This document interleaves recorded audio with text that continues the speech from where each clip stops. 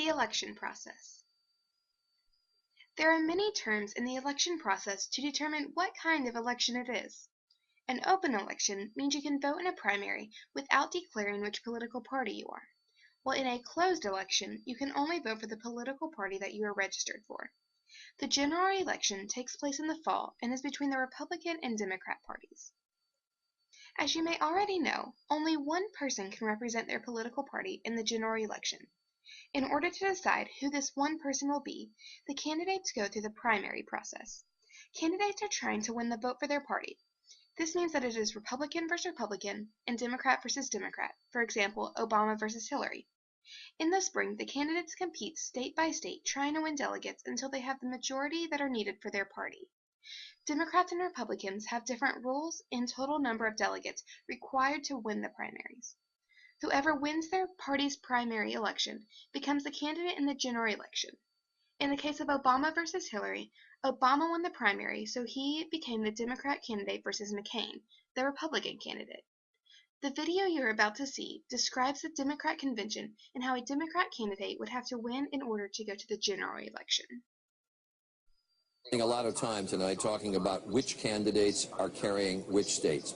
But there is an underlying subtext to all this that you really need to keep in mind, and that is the delegates. In the long run, when you get to the convention, you need half of the delegates plus one in order to get the nomination. And there are more in the Democratic Party, more than 4,000 delegates. So you need, for the nomination on the Democratic Convention that will be held in Denver, you're going to need 2,025 delegates to get the nomination. That's a huge number.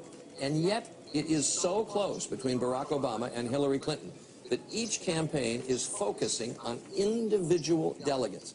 And that is an extraordinary thing that we haven't seen for a long time in American politics. And this fight for delegates is stretching out over a long period of time. So even though one candidate tonight may carry a majority of states, it is likely that they will come out roughly even in delegates because the Democratic Party apportions its delegates. And if you come in second in a state, you can still win a large number of delegates in that state. I'll give you an example. In the Nevada caucuses, Hillary Clinton won the caucuses, but Barack Obama actually got one more delegate in the state of Nevada. Now, what does this mean? Well, in all of the states that are voting today, the delegates are apportioned largely by congressional district. Where you vote your congressional district, there are any number of somewhere between 3 and 7 delegates to the Democratic Convention from every district. So what does that mean? Well, let's take a look. If a candidate in a 4, let's say that we got a congressional district with 4 delegates, okay? And candidate A wins 58 to 42% over candidate B. Since it's an even number of delegates, they're going to split the delegates, 2 and 2. Now, if you have a 5-delegate district, 5 delegates at play in a district, let me show you that. Can you change this to the 5-delegate district? There it is. Let's say candidate A now wins 51 to 49. Just a 2 percentage point win, 16 percentage point win back in the 4-delegate district, but just a 2 percentage point win in the 5-delegate district, the winning candidate's going to get 3. And that's really key, that they've identified each one of these congressional districts with an odd number of delegates, and they're focusing on it. That's the way the campaigns are thinking about this race tonight, as a series of congressional races. In fact, they're really focused on their 103 congressional districts in the country on the Democratic side that have an odd number of delegates right now, and the campaigns are focused on those. Every time you win one of those, you get a bonus. It really is amazing. With more than 4,000 delegates, they are concentrating on them one by one by one. For example, looking at these congressional districts where there are an odd number of delegates. We have another. The video was describing what is called a convention. This is the official nomination for a political party's candidate. This is where the delegates from each state cast their vote on a candidate. The candidate who wins officially picks the vice president candidate and outlines the party's agenda. The Electoral College is the process through which a candidate is elected into the presidential office. The electors for each state is the number of senators plus the number of representatives. A candidate must win the majority of electoral votes, which is 270 out of 535. In every state but Nebraska and Maine, the winner takes all, meaning that if the majority of people vote for the Republican candidate, that candidate receives all of the electoral votes for that state. Each state has a different number of electoral votes, so this means that the candidates need to evaluate the map and know which states to target in order to get the most votes. Remember, a candidate needs to get 270 of the electoral votes. This next video shows this process and how a candidate decides which states to target. The first and final months of this campaign, let's get the latest on the current state of play in those all-important battleground map states with NBC News political director Chuck Todd. He's our walking, talking map quest, actually. We're going to take a look at what's going on. And Chuck, there's been a dramatic change in those states just in the last 10 days or so. Let's begin by comparing 2004 and the state of play now, 1 month before the election, 2008. All right, well, let's go to our surface. Here's where we were in 2004. Obama being representing the Kerry states here in blue.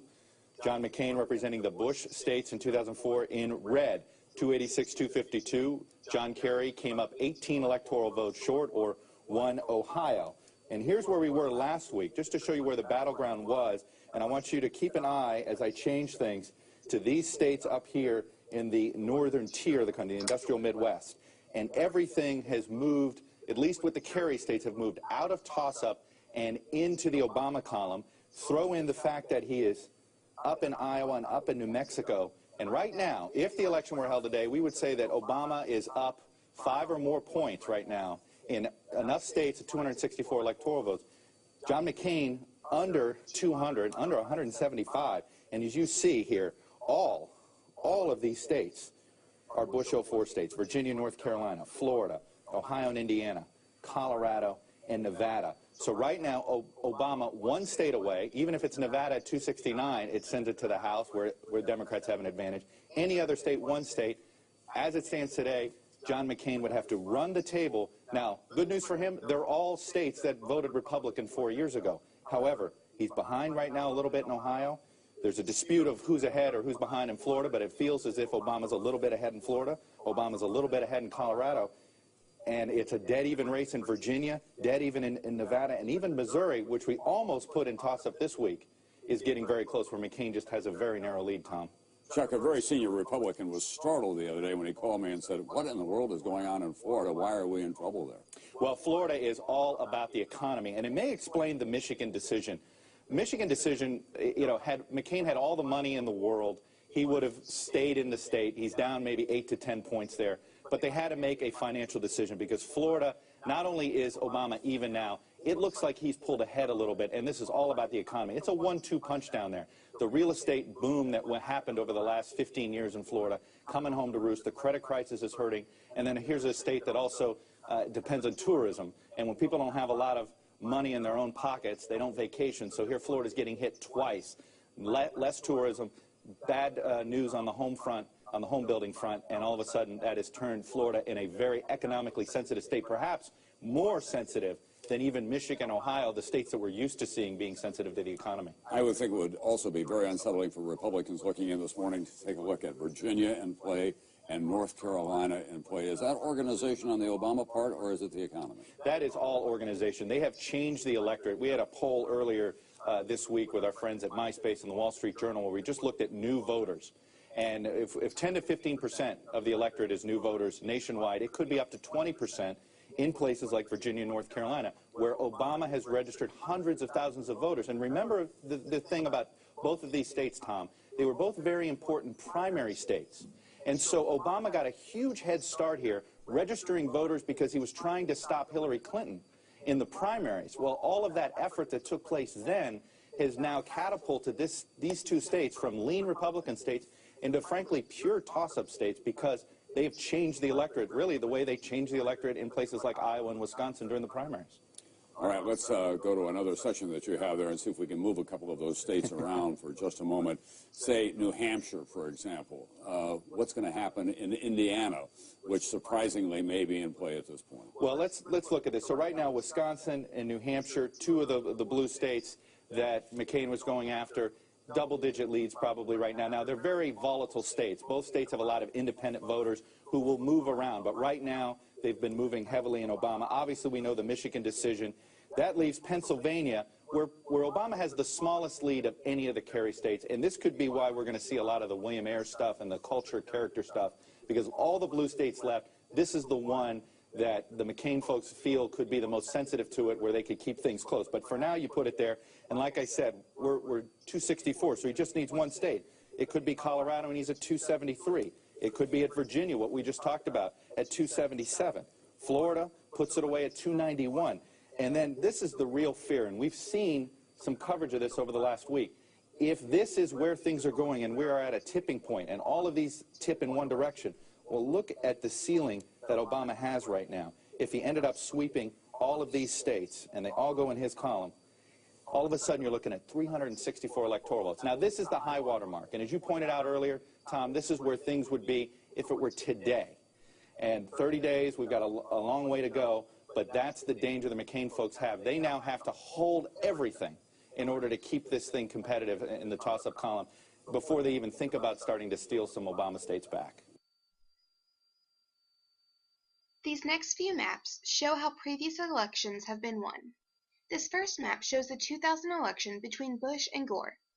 Notice how it seems that Bush, the red states, seem to have blown Gore, the blue states, out of the water. However, the states that Gore did win have many more votes than the states that Bush won. Many of the states in the Midwest only have 3 to 8 votes. This made for a close race, even though it doesn't seem like it. This map is similar to the first one, except that it is the 2004 election between Bush and Kerry. Once again, you can see that it seems like red is blowing blue out of the water. The same situation of the first map is true of this, in that the blue states have more electoral votes than the red states. This map also shows the 2004 election, but county by county. Once again, it seems like there is no competition at all between blue and red. However, if you look at where there are big cities with a large population, then you see that blue has won those cities. Cities such as Los Angeles, New York City, and Chicago. This map looks different because it shows all of the counties by their population. Now you can see how much closer the race is than it originally seemed in the last few maps. You can see how much larger areas like the Northeast are than areas like the Midwest. This map makes the election race seem much more closer than the previous maps made it out to be. Remember, electoral votes are determined on the size of the population, not the size of the states. This is a map of the 2008 election between Obama and McCain, county by county. You can see how again it seems like the majority of the counties are red, but the areas of the U.S. where the majority of the population live are blue. This shows how Obama won the election by winning the areas that have a larger population. However, you can win the popular vote, but lose the electoral votes. How? Let's take a look at this example. Let's say that in State A, Candidate A wins 49 votes, and Candidate B wins 51 votes. Because our electoral system is winner takes all, Candidate B wins all 10 of the electoral votes, even though he or she only won the popular vote by 2. In State B, Candidate A wins 90 votes, while Candidate B only wins 5 votes. This state is smaller in population-wise than State B, so Candidate A only wins 9 electoral votes. As you can see, Candidate A won 139 of the popular votes, and Candidate B only won 56 of the popular votes. But who won? Candidate B, because he or she had 10 electoral votes, while Candidate A only had 9 electoral votes. Everything we have talked about in this video so far have been informal processes that are not in the Constitution. Some of the processes vary state by state and party by party. However, the Electoral College process is a formal process that is stated in the Constitution. Let's go through this process. On the Tuesday after the first Monday in November, the voters cast their ballot for a slate of electors pledged to a particular presidential candidate. The Monday after the second Wednesday in December, the winning electors from each state meet in their state capitals to cast their votes for president and vice president. This statement of the vote is sent to Washington, D.C. On January 6, Congress counts the electoral votes. A majority of electoral votes is needed to win. This is 270 out of the 538 votes. The candidate receiving the majority of electoral votes is sworn in as President of the United States on January 20th. Remember, the election process starts with the primary elections for both of the parties. This process is different for both parties. Whoever wins their party's primary election then becomes the candidate for the general election representing their party. These candidates need to win 270 out of the 538 electoral votes in order to become president. Each state has a different number of electoral votes that is determined by their state's population. Each candidate has to determine which states to target in order to win the 270 votes needed. Which candidates are carrying which states. But there is an underlying subtext to all this that you really need to keep in mind, and that is the delegates. In the long run, when you get to the convention, you need half of the delegates plus one in order to get the nomination. And there are more in the Democratic Party, more than 4,000 delegates. So you need, for the nomination on the Democratic Convention that will be held in Denver, you're going to need in total number of delegates required to win the primaries. Whoever wins their party's primary election becomes the candidate in the general election. In the case of Obama versus Hillary, Obama won the primary, so he became the Democrat candidate versus McCain, the Republican candidate. The video you're about to see describes the Democrat convention and how a Democrat candidate would have to win in order to go to the general election. a lot of time tonight talking about the election process. There are many terms in the election process to determine what kind of election it is. An open election means you can vote in a primary without declaring which political party you are, while in a closed election you can only vote for the political party that you are registered for. The general election takes place in the fall and is between the Republican and Democrat parties. As you may already 2,025 delegates to get the nomination. That's a huge number. And yet it is so close between Barack Obama and Hillary Clinton that each campaign is focusing on individual delegates. And that is an extraordinary thing that we haven't seen for a long time in American politics. And this fight for delegates is stretching out over a long period of time. So even though one candidate tonight may carry a majority of states, it is already know only one person can represent their political party in the general election. In order to decide who this one person will be, the candidates go through the primary process. Candidates are trying to win the vote for their party. This means that it is Republican versus Republican and Democrat versus Democrat, for example, Obama versus Hillary. In the spring, the candidates compete state by state trying to win delegates until they have the majority that are needed for their party. Democrats and Republicans have different rules